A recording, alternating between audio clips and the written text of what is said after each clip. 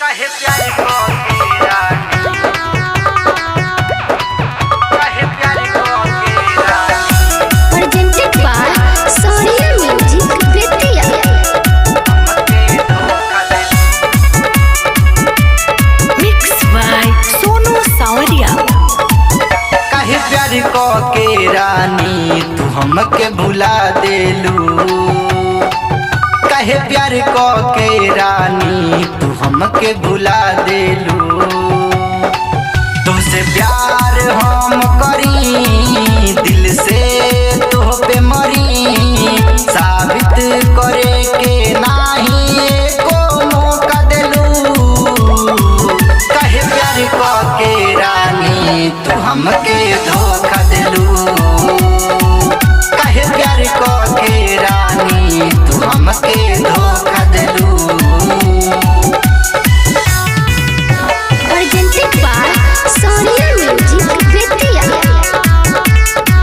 काहे प्यार को के रानी काहे प्यार को के रानी दिलवा में तोके हम बसा के करी पूजा तोहरा सिवा हमके नजर न आवे दूजा। नहीं बुझलू तू हमर प्यार हो मुँह मोड़ली हलू हमसे यार हो।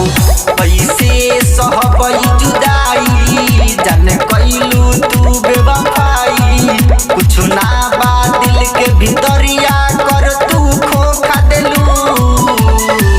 काहे प्यार को के रानी तू हमके धोखा देलू। काहे प्यार को के रानी तू हमके धोखा देलू। Mix by Sonu Sawadia। काहे प्यार को के रानी काहे प्यार को के रानी कैसे जाई भुलाई साथ बितावल रतिया प्यार के नाम पर धोखा कैलू कके मीठी मीठी बतिया। तुर देलू नीरज के विश्वास हो मनु माइकल के रहे जमन आस हो। भइल धीरज से कमन कसूर गम में मरेला कैलू मजबूर। खिलल दिलावा के फूल रानी मुरझा देलू। काहे प्यार को के रानी तू हमके भुला देलू। काहे प्यार को के रानी तू हमके भुला देलू।